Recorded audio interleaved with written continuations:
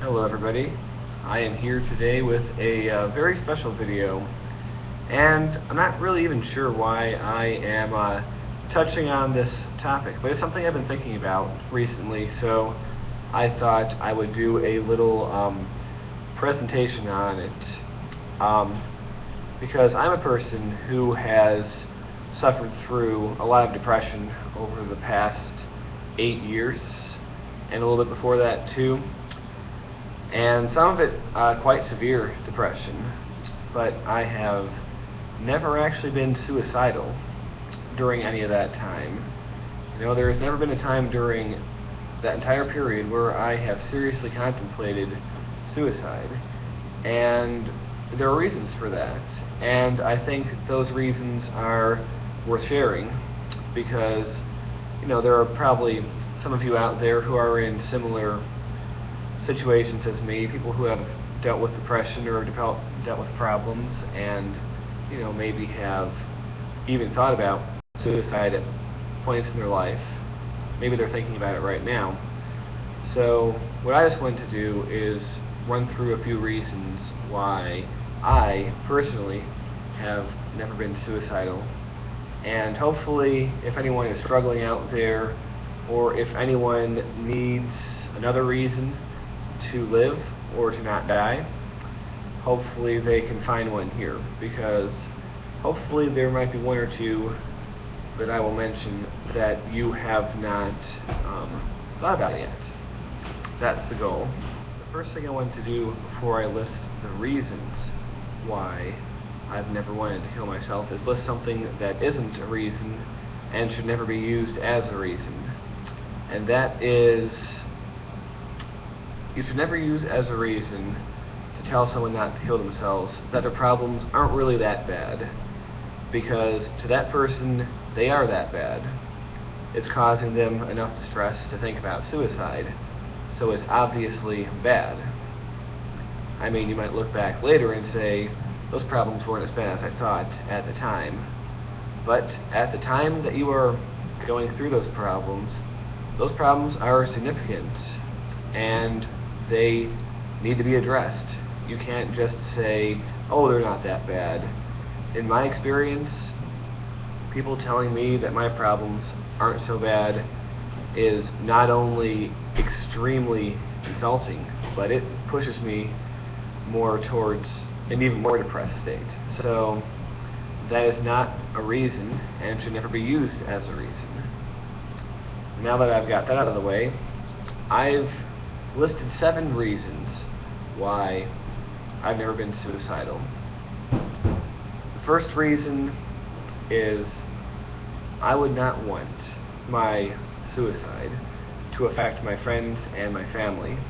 And this one is the most obvious and cliche, so I just want to get it out of the way first and not spend too much time on it, but it is really important, because when you think about it, there are more people connected to you in your life than you typically realize. I mean, even if you're a person like me who doesn't feel like you have that many close friends or even that big of a family, there are literally over 100 people minimum who are connected to you in some way, whether they're your family or friends or just people you've known, who would be affected to various levels through your suicide. And especially when it's people who are close to you, such as close friends or family members, that is going to be an emotional impact on them that is going to last for decades, for the rest of their lives even. And you are going to be causing them a lot of pain for a very long time. And in my opinion, that's an unconscionably selfish thing to do. I mean, someone might counter, well, it's selfish of them to make me stay alive because of the suffering I'm going through, which is a thought that has popped into my mind over the time. But, you know, when you think of your own pain and you compare it to the pain of so many people, if you kill yourself, it's really not a comparison, you know, because it would just be a really horrible thing on them, and your problems are incumbent on yourself to fix, you know? And that's one thing that ties into the non-reason of your problems aren't so bad, because if your problems are bad, or if you have problems, you need to own them. You need to acknowledge them, and you need to at least try to fix them, even if they aren't your fault. I mean, I blame my parents for a lot of things, and even still, and I think justifiably so in many cases, but even if it was their fault for some of the psychological issues that I now have, it's my problem. It's not their problem. I have to take ownership of that problem, and I have to solve it. Alright, the second reason that I've never been suicidal is because I've always believed that things could get better. Not will get better, but could. Because I've never liked when people have told me, like, oh, things will get better. Even if they say it like really heartfelt, like, hang in there, man, things are going to get better. Like, that might sound nice, but it's really not helpful. Because, well, number one, how do you know it's going to get better? It might not get better, you know? And number two, it sort of gives the impression, especially to people who are young, that all they have to do is just wait it out, and their problems are magically going to go away, and they're magically going to get better. In most cases, if you want your life to get better, you have to make it better. You can't just wait for it to get better on its own. And it's possible that things won't get better, even if you do try your hardest. That is a possibility that might happen. But that's just why I say things won't necessarily get better, but they could. And I think staying in it just for the possibility of things being better is worth it. Because if things don't get better, I mean, that sucks, but if things do get better, then you're going to be grateful that you stuck in there. And the third reason why I have never been suicidal is because, for me personally, and I think for a lot of people, there are always things I want to do. And like, if I was thinking like I was going to kill myself, I'm like, well, I still want to write this story that's been in my head for a while. I want to write this music that's been in my head. I want to make this freaking building on Minecraft that I've been wanting to make for a while. You know, like, all these things would come through my mind that I wanted to do, and it's like, well, I want to do this and I want to do that, and so I would prolong my suicide until I had done them. But in the course of prolonging it, I would think of other things to do and more things to do, and I would basically never run out of things that I wanted to still do. And those things would be keeping me in life. And I think that everyone has that. Even if you don't think you do, you do. There are things that everyone wants to do, and they vary from person to person, and they might be big or small things. But everyone has things that they want to do and would really be they would sort of feel robbed if they didn't have the time to do it. And so it's the most natural thing to keep yourself alive and maintain your life so that you might have time to do these things. And the fourth reason why I've never considered suicide is because I think the very act of staying alive in the face of depression and an unfriendly world is an act of defiance. And I'm very proud to have that defiance in me, because there are times in my depression where I feel that the world is against me, and the world's pretty much saying to me, it's like, oh, you're useless, you're a failure, you might as well go kill yourself. I sometimes feel that that's what the world is saying to me.